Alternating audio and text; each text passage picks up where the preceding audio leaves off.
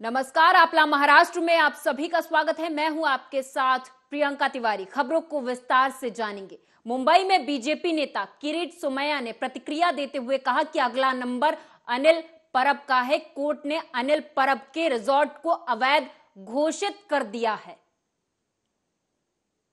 भेट घेतली। मुंबई महापालिका आयुक्तांना भीती कसली वाटते? मी मुख्यमंत्री आणि उपमुख्यमंत्र्यांची पण चर्चा केली आहे। ऑडिट करावं लागणार आणि ऑडिट होणारच। महापालिकेचे 2 प्यून त्यांना महापालिकेने हाकलून दिलं, नोकरीतून सस्पेंड केलं, कारण की त्यांनी परिवाराच्या नावाने कंपन्या काढल्या आणि कोविड मध्ये कमाई केली।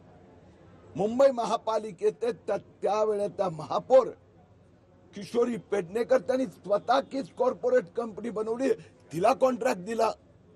मुंबई महापालिकेचा एल बोर्ड अधिकारी त्यांनी वडिलांच्या नावाने बोगस कंपनी काढली।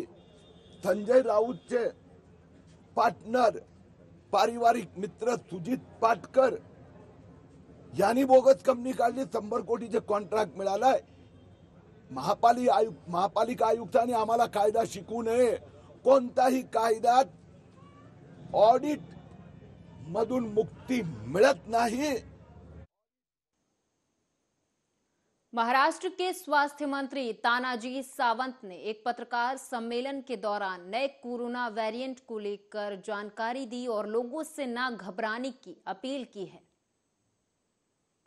As per the directives given by the central government of India, उन्होंने बता दिया है कि ऐसा ऐसा वेरिएंट चल रहा है, अब चाइना में उद्रेक हुआ है, जो भी कुछ तो यहाँ या बाबतीमध्ये मी माझ्या डिपार्टमेंटला अगदी रूट लेवल पासून पीएसी सेंटर पासून जिल्हा आरोग्य केंद्र, आपले तालुका प्लेस असतील, जिल्हा केंद्र असतील, मेगा सिटी असतील, मेट्रो सिटी असतील, महानगरपालिकेतले हेल्थ डिपार्टमेंट असेल, ह्या सगळ्यांना तीच गोष्ट परत रिपीट केली की टेस्टिंग, ट्रॅकिंग, ट्रीटमेंट आणि व्हॅक्सिनेशन ह्या 4 स्टेज आहेत टू कंट्रोल द कोरोना। आणि याच्यामध्ये मग आपले व्हॅक्सिनेशनची स्टेज काय, आपला डोस 1 किती झाला, डोस 2 किती झाला, आपलं तरी 95% पुढे आपल्या डोसेस पूर्ण झालेले आहेत। इम्युनिटी पॉवर आपले चांगले वाढलेले आहे। आणि म्हणून महाराष्ट्रातल्या जनतेला आपल्या माध्यमातून मी सांगू इच्छितो की अशा पद्धतीच्या काही न्यूज आल्या वगैरे तर आपल्याला घाबरून जायचं अजिबात कारण नाहीये। की प्रशासन, शासन सतर्क आहे ह्याच्यामध्ये निर्णय घे। महाराष्ट्र में मुस्लिम समुदाय के आरक्षण के लिए एमआईएम ने नागपुर विधान भवन तक मार्च किया। एमआईएम ने मुस्लिम समुदाय के लिए आरक्षण की मांग को लेकर आज नागपुर विधान भवन तक मार्च किया है। ये मार्च सांसद इम्तियाज जलील के नेतृत्व में निकाला गया। मार्च नागपुर के एलआईसी चौक पर निकाला गया। इससे पहले कितने कमेटीज बनी है ये सारी दुनिया जानती है। महाराष्ट्र का मुसलमान अच्छी तरह से जानता है। तुम हमारे को बेवकूफ अब समझिए मत उसमें। देवेंद्र फडणवीस साहब, हम मुख्यमंत्री साहब आपको बता रहे हैं, इससे पहले Sachar commission, Ranganath Mishra commission, Kundu committee, Mahmoodur Rahman commission, ये आप ही के द्वारा सरकार द्वारा अपॉइंटेड कमीशन थी। उनकी रिपोर्ट के हिसाब से हर एक ने ये कहा था कि मुसलमानों को एजुकेशन के अंदर और नौकरियों के अंदर रिजर्वेशन मिलना चाहिए। अब आप सिर्फ अपना वक्त जाया करने के लिए और हमारे को हाथ में एक गाजर देने के लिए कह रहे हैं कि अब हम एक और कमेटी, हम कोई कमेटी मानने वाले नहीं है। रिजर्वेशन अनोखी ड्रेसेस और बेबाक अंदाज को लेकर अक्सर सुर्खियां बटोरने वाली टीवी एक्ट्रेस और सोशल मीडिया सनसनी उर्फी जावेद इन दिनों लगातार सुर्खियों में बनी हुई हैं। उर्फी और उनके कपड़ों को लेकर आए दिन लोग सोशल मीडिया पर अपना गुस्सा निकालते रहते हैं। वहीं लोग अब अभिनेत्री को फोन पर भी धमकियां देने लगे हैं। बीते दिनों उर्फी जावेद को एक व्यक्ति ने रेप और जान से मारने की धमकी दी थी, जिसके बाद एक्ट्रेस ने पूरे मामले की शिकायत पुलिस से कर दी। वहीं पुलिस ने उर्फी को धमकी देने वाले व्यक्ति को गिरफ्तार कर लिया है। जो एक एक्ट्रेस है, उन्होंने एक मुंबई पुलिस के ट्विटर हैंडल पे कंप्लेंट दर्ज की थी कि उनको एक उनके पहचान का नवीन रंजन गिरी नाम का इसम उनको व्हाट्सएप चैट और ट्विटर से धमकी दे रहा है। उसके बाद ट्विटर हैंडल से हम लोग उसका दखल देते हुए हम लोगों ने सुमोटो एफआईआर दाखिल किया। आरोपी को यहाँ से अरेस्ट कर दिया है। आरोपी का बैकग्राउंड है उसी टाइम 3 साल पहले उनके कॉन्टेक्ट में आए थे उर्फी जावेद के एज ए ब्रोकर, तो उनसे उनका पहचान था। अभी उर्फी जावेद के अलग अलग रोल से लेके उनके कपड़े पहनने के स्टाइल के लेके उनको मोबाइल से धमकी दे रहा था, इसलिए उनका एफआईआर रजिस्टर करके अरेस्ट कर दिया। और इस बीच बड़ी खबर सामने आ रही है, आपको बताते चले बड़ी खबर। तमंचे के बल पर युवती के साथ दुष्कर्म किया गया है। पड़ोसी युवक पर दुष्कर्म का आरोप लगा है। पीड़िता के पिता ने थाने में शिकायत दर्ज करवाई है। पुलिस ने मुकदमा दर्ज कर लिया है। आरोपी फरार चल रहा है। थाना फतेहाबाद क्षेत्र के गांव का मामला है, जहां पर तमंचे के बल पर युवती के साथ दुष्कर्म किया गया। हालांकि परिजनों ने इसकी शिकायत पुलिस को दे दी है। पुलिस ने मुकदमा दर्ज कर लिया है। फतेहाबाद क्षेत्र के गांव का मामला, जहां पर तमंचे के बल पर युवती के साथ दुष्कर्म किया गया है।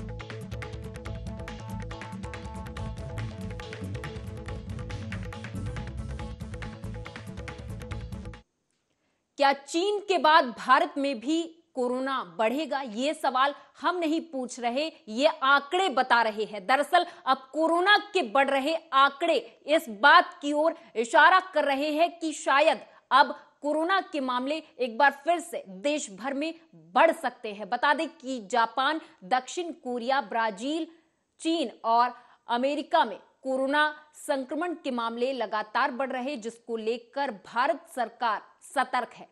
इसी क्रम में मंगलवार को स्वास्थ्य मंत्रालय ने सभी राज्यों और केंद्र शासित प्रदेशों को एक पत्र लिखा, जिसमें कोरोना वायरस के नए वेरिएंट पर नजर रखने के लिए संक्रमित पाए गए नमूनों के जीनोम सीक्वेंसिंग को बढ़ाने को कहा है। एक तो हमारे पास कल ही पत्र आया honourable health secretary government of India से भूषण साहब का, और उसमें मैं थोड़ा सा ये बता देता हूँ कि कोई पैनिक या बहुत घबराने की बात नहीं है। वो हमारे डिपार्टमेंट वाइज और स्टेट गवर्नमेंट उन सबको थोड़ा सा अलर्ट पे रहने के लिए कहा गया है। और उसमें मेन जो बात कही गई वो ये है कि अगर कोई भी कोविड पॉजिटिव पेशेंट्स आता है आपके पास में, तो उसका जीनोम सीक्वेंसिंग करना है। जीनोम सीक्वेंसिंग इसलिए करना है ताकि हमें पता रहे कि और कोई वेरिएंट तो नहीं आ रहा है, और अगर कोई वेरिएंट आ रहा है तो उसके सिम्टम्स क्या क्या पेशेंट में, या वो घातक है नहीं है, वो थोड़ा पता करने के लिए जीनोम सीक्वेंसिंग पता करने के लिए वो आया गया है। बिकॉज लोकतंत्र में इससे खूबसूरत खबर शायद ही हो सकती है। जी हां, एक कहावत है, राव क्या करे गांव क्या करे। अब इस कहावत का प्रत्यय महाराष्ट्र के चंद्रपुर जिले के गांव से सामने आ गया है, वो भी ग्राम पंचायत चुनाव में। जी हां, ग्राम पंचायत का कहना है कि सभी पार्टियों को दरकिनार कर भावनाएं सामने आ जाती हैं। ऐसे में जज्बे से कौन किसके खिलाफ खड़ा होगा इसका कोई नाम नहीं है। लेकिन इन सब को तोड़ते हुए चंद्रपुर की बामनी ग्राम पंचायत ने एक नया इतिहास रच दिया है। गांव के चरवाहे को गांव ने सरपंच चुना है।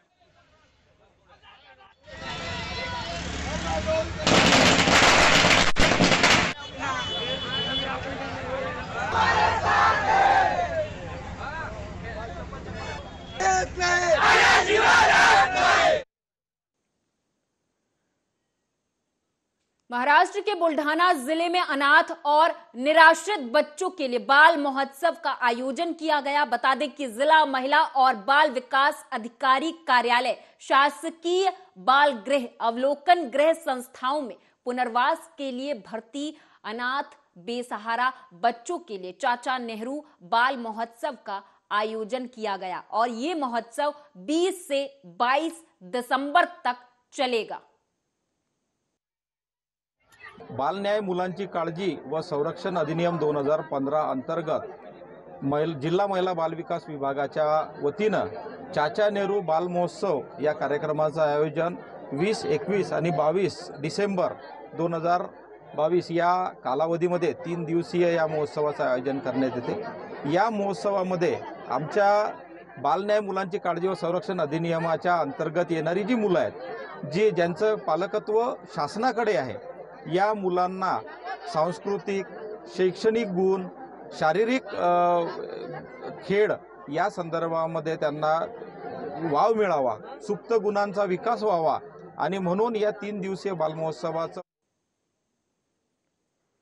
नवी मुंबई के बेलापुर से पेंढेकर तक 11 किलोमीटर लंबे मेट्रो ट्रेन परियोजना की शुरुआत वर्ष 2011 में की गई थी। वहीं वर्ष 2018 तक इस परियोजना के शुरू होने का अनुमान था, लेकिन कई रुकावटों के कारण परियोजना में देरी हुई। वहीं अब मेट्रो बनकर तैयार हो गई है और सिडको ने भी इसे पूरी तरह से फिट घोषित कर दिया है। तो वहीं इसके उद्घाटन के लिए सही मुहूर्त नहीं मिल रहा, जबकि मुख्यमंत्री एकनाथ शिंदे इसका उद्घाटन करेंगे। नवी मुंबईची संपूर्ण जनता मेट्रो तयार होण्यासाठी वाट पाहत होती। आता मेट्रोचं ट्रॅक तयार झाला, स्टेशन तयार झाले आणि आता ती सुरू व्हावी म्हणून नवी मुंबईची जनता वाट पाहते। परंतु विद्यमान मुख्यमंत्री यांना ह्या मेट्रोचं उद्घाटन त्यांच्याच हस्ते व्हावं हा त्यांचा आग्रह आहे आणि ते आग्रह असताना त्या उद्घाटनाला त्यांना वेळ मिळत नाही। लोकांनी किती वाट पाहावी। उद्या जर असं कोणी जाऊन उद्घाटन केलं तर मग त्याच्यावरती कायदेशीर कारवाई होईल। माननीय मुख्यमंत्र्यांनी इतर समजा कुठले जर इतर कार्यक्रम असतील तो एखादा कार्यक्रम बाजूला ठेवून जर मेट्रोचं उद्घाटन केलं तर नवी मुंबईच्या जनतेचं वाहतुकीचं साधन त्यांच्यासाठी उपलब्ध होईल। लोकांचा वेळ वाचेल, लोकांचा पैसा वाचेल, लोकांचे श्रम वाचतील। याचा सुद्धा माननीय मुख्यमंत्र्यांनी विचार करावा। पहिली गोष्ट, जी सुविधा पूर्णत्वाला येते ती लवकरात लवकर लोकार्पण करणं फार गरजेचं आहे आणि सिडकोचे आताचे जे MD आहेत आणि जे बाकीचे त्यांचे अधिकारी आहेत ते UD डिपार्टमेंटच्या तालावर नाचायचं काम हे करत आहेत आणि लोकांवरही त्यांच्या ते प्रेशरमुळे लोकांवरही ते अन्याय करतात आणि बऱ्याचशा गोष्टी अशाच आहेत की ज्या राजा म्हणेल तोपर्यंत कुठल्या गोष्टी करायला सांगतील तेवढंच करायचं, बाकीच्यावर अन्याय झाला तरी चालेल अशी भूमिका MD आणि त्यांचे सर्व।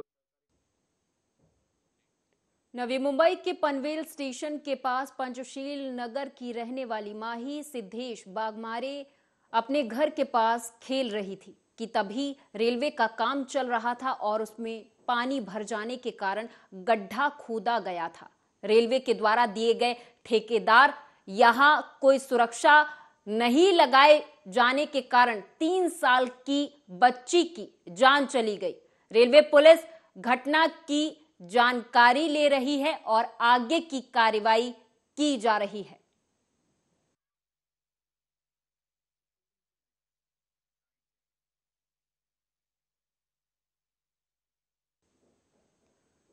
महाराष्ट्र के अहमदनगर के प्रवर नगर में लूट की घटना को अंजाम देते वक्त रंगे हाथों 2 लुटेरों को पकड़ा गया। बता दें कि जिले के रहाता तालुके के प्रवर नगर में डॉक्टर योगेश थोराट के घर में 2 लुटेरे ताला तोड़कर घुस गए और लुटेरों ने रुपयों से भरा पर्स लेकर वहां से फरार हो गए। हालांकि लोनी थाने के सहायक पुलिस निरीक्षक साधन पाटिल और पुलिस उप निरीक्षक योगेश शिंदे समय रहते मौके पर पहुंच गए। हालांकि पुलिस कर्मियों ने दोनों लुटेरों को पकड़ लिया है और आगे की छानबीन शुरू कर दी है। कारखान्याचे क्वार्टर्समध्ये राहणारे डॉक्टर योगेश थोरात यांच्या क्वार्टर्समध्ये सुमारे 1 ते 1:30 वाजेच्या दरम्यान दरवाजा तोडण्याचा आवाज झाल्यानंतर त्यांनी पोलीस स्टेशनला आणि कारखान्याच्या सिक्युरिटीला फोन केल्यानंतर कारखान्याचे सिक्युरिटी नंदकुमार डेंगळे साहेब तसेच आम्ही स्वतः PSI योगेश शिंदे साहेब, रात्र गस्तीला असलेले police Naik Tamnar, police Naik Narre, head constable Pawar, head constable Kusalkar, police Naik Kusalkar. Mumbai से सटे नवी मुंबई का यह मामला है जहां पर लव और धोखे का मामला सामने आया है, जहां शादीशुदा प्रेमी ने प्रेमिका के द्वारा शादी के लिए दबाव बनाए जाने पर उसे मौत के घाट उतार दिया। दरअसल प्रेमिका का शव गाढ़ी नदी में मिलने के बाद क्राइम ब्रांच यूनिट 2 ने जांच करते हुए सीसीटीवी फुटेज से मिले सुराग की मदद से आरोपी प्रेमी और उसके दोस्त को गिरफ्तार कर लिया है।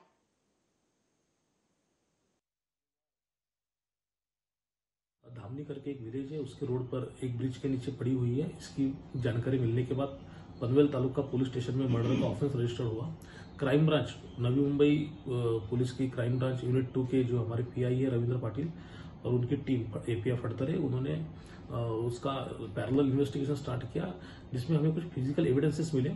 जिस एविडेंस से हमें पता चला कि कुछ दिनों पहले जो डिसीज्ड है वो एक शॉप में गई थी जहाँ पे से उसने अपनी सैंडल खरीदी है। उसके साथ एक उसका साथीदार था, उसका दोस्त था। हमें काफ़ी तहकीकात के बाद ये पता चला कि वो किसी जिम में ट्रेनर का काम करता है। जितने नवी मुंबई में जिम है, इसमें जब हमने तहकीकात की तब घनसोली में एक जिम में एज अ पर्सनल ट्रेनर करके काम करता है, ऐसी मालूमात मिली। इसके वेयर अबाउट्स निकाले गए।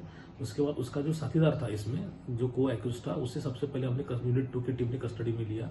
उसके इंट्रोगेशन से मेन एक्यूज का हमें पता मिला। ट्रैप लगा के और इन्वेस्टिगेशन के बाद मेन एक्यूज को भी पकड़ा गया और इसकी पूरी कॉन्स्पिरेसी हमें पता चली है। जो एक्यूज है, मेन एक्यूज जो है उसका और जो डिसीज लेडी है उसका दोनों का अफेयर था। डिसीज लेडी ने, जो एक्यूज है वो मैरिड है और डिसीज लेडी ने उसके पीछे शादी करने के लिए हमेशा वो पीछे लगती थी। इसकी वजह से गुस्से में आके उसने उसको स्ट्रैंगुलेट किया और उसका मर्डर करके उसकी डेड बॉडी जो है। महाराष्ट्र के ठाणे जिले में तोते और कछुए के चक्कर में 3 व्यापारियों को जेल हो गई। बताया जा रहा है कि तीनों व्यापारी तोते और कछुए की सौदेबाजी कर रहे थे। उसी दौरान सूचना मिलने पर वन विभाग की टीम ने छापामार कार्रवाई की। टीम ने व्यापारियों को हिरासत में ले लिया है। दिनांक 22/12/2022 रोजी मालाड पूर्व भागात आरोपी श्री प्रमोद शिवसुरत पाल याच्या शॉपमध्ये आम्हाला स्टार टॉर्टॉइज ठेवल्याची बातमी मिळाली होती। त्याप्रमाणे वन विभागाची team, wild life crime control ब्युरोचे अधिकारी आणि मानद वन्यजीव संरक्षक यांच्या सोबत आम्ही आरोपीच्या दुकानामध्ये धाड टाकली। या ठिकाणी आम्हाला 7 स्टार टॉर्टॉइज आणि 1 पॅराकिट पोपट मिळून आला आणि आरोपी प्रमोद शिवसुरत पाल याच्या सांगण्यावरून आम्ही कॉपर मार्केट इथे पण त्याच वेळी रेड टाकली आणि त्या ठिकाणी शाकीर खान, रशीद खान आणि दीपक विजय म्हात्रे हे ब्लॅक स्पॉटेड टर्टल विकताना आपल्याला मिळून आले आणि त्यांच्याकडे आपण 9 ब्लॅक स्पॉटेड टर्टल आणि 4 पॅराकिट। तो वहीं जलगांव में पक्षियों के लिए 1000 प्लॉट का उद्घाटन किया गया। आपको बता दें कि हमारा भारत देश एक संस्कृति प्रधान देश है जिसमें धार्मिकता बेहद जरूरी है। ऐसे में इंसानों के साथ साथ प्राणी और पक्षियों को भी हम दाना पानी डालते हैं, उनके साथ एक अच्छा व्यवहार करते हैं, जिसे जीव दया भी कहते हैं। लेकिन बढ़ते शहरीकरण के चलते बड़ी मात्रा में हमने जंगलों और पेड़ों को भी काटकर नुकसान पहुंचाया है, जिसके कारण कई पशु पक्षी अपने ही घर से बेघर हो गए हैं। आने वाले कुछ ही दिनों में गर्मी का मौसम आएगा जब पक्षी और पशु परेशान होंगे। हालांकि इसी बात को ध्यान में रखते हुए 1000 घर खासकर पक्षियों के लिए बनाए गए हैं। मला अतिशय आनंद आहे की माणूस माणसाची तर सेवा करतो, पण माणूस ज्यावेळेस मूक पक्ष्याची सेवा करण्याच्या संदर्भातला विचार करतो, कारण त्यांची सेवा कोणी करत नाही आणि त्या मूक पक्ष्याची सेवा करण्याच्या संदर्भात विजूवाणी आणि जमालभाई आणि त्यांचे संबंध सहकारी ज्या पद्धतीने काम करतायत, आपण मगाशी बघितलं की एन्व्हायरमेंटच्या साठी आणि मूक पक्ष्याच्यासाठी ज्या पद्धतीने काम करतायत, मी मनापासून तुम्हाला खूप खूप धन्यवाद देतो। इतकं पुण्य याच्यात मिळणार आहे, कारण ते अबोल आहे। तुमच्या आमच्या व्यथा आपण व्यक्त करू शकू, तर ते कोणाला व्यथा व्यक्त करतील, तर त्यांची व्यथा जाणून आणि त्यांच्या कल्याण की डोंबिवली महानगर पालिका के शहर इंजीनियर अर्जुन अहिरे ने बताया कि नई तंत्र तकनीकी से रास्तों को भरने का काम शुरू किया गया है। इस नए तंत्र ज्ञान को ultra fine part treat company ने विकसित किया है। इस तकनीकी को फिक्स सेटिंग सीमेंट बोला जाता है। खड्डे भरण्यासाठी वेगवेगळ्या प्रकारचे टेक्निक आपण वापरले, पण त्याहीपेक्षा काहीतरी वेगळं टेक्निक हे आलेलं आहे असं आम्हाला एक कंपनी आमच्याकडे अप्रोच झालेली आहे. अल्ट्राफाईन अँड आरडीसी म्हणून ती कंपनी आहे. त्यांचं मटेरियल असं आहे की सिमेंट कॉन्क्रीटने हे खड्डे भरण्यासाठी त्यामध्ये त्यांनी जे काही ॲस्लेटर्स मिक्स केलेले आहेत आणि ते त्यामुळे सिमेंट कॉन्क्रीटचा सेटिंग टाईम इतर जे काही मॉर्चर असतील त्यापेक्षा कमी झालेला आहे आणि त्यामुळे हे जे काही कमी टाईम झाला असल्यामुळे हे ट्रॅफिकला लगेच आपण ओपन करू शकतो. याचा फायदा असा आहे. त्यामुळे इतर मॉर्टरपेक्षा हा एक इफेक्ट चांगला देणार आहे असं आम्हाला तर समजलं. आम्ही त्यांनी जो कंपनी दावा केला आहे आम्ही डेमो म्हणून करून बघितलेला आहे. याची सस्टेनेबिलिटी किती दिवस आहे, किती स्ट्रेंथ कशी राहते हे चेक केल्यानंतर जर हे योग्य असेल तर आपण अमरावती से अगली खबर है, जहां आपको बता दें कि अमरावती में जिलाधिकारी कार्यालय में आज एक किसान ने जहर खाकर आत्महत्या करने की कोशिश की. किसान को इलाज के लिए स्थानीय अस्पताल में भर्ती करवा दिया गया है, जहां उसकी हालत चिंताजनक बनी हुई है. माझं नाव संजय तंत्रपाडे, संजय किसनराव तंत्रपाडे. रमेश किसनराव तंत्रपाडे हा माझा मोठा भाऊ आहे. त्यांच्या जमिनीबद्दलचा वाद चालू आहे. कारण नगर परिषदला त्याने इतके निवेदन देऊनही नगर परिषद ऐकत नाही. शिव ऐकून नाही राहिला आहे. तहसीलला निवेदन दिलं आहे, तहसीलमध्ये हे केलं आहे. भूमी अभिलेखमधून त्याला मोजमापाचं हे दिलं आहे, पण अजून मोजणी केली नाही या जागेची. नगर परिषद रस्ता बांधण्याचा प्रयत्न करत आहे. त्याच्यानं तो कलेक्टर ऑफिसचा सहारा घेऊन कलेक्टर ऑफिसला आला. कलेक्टर ऑफिसमध्ये आज त्यानं विषप्राशन केलं. हे माझं नाव संजय तंत्रपाडे. इस खास पेशकश में मेरे साथ बस इतना ही. आप देखते रहें आर्या न्यूज.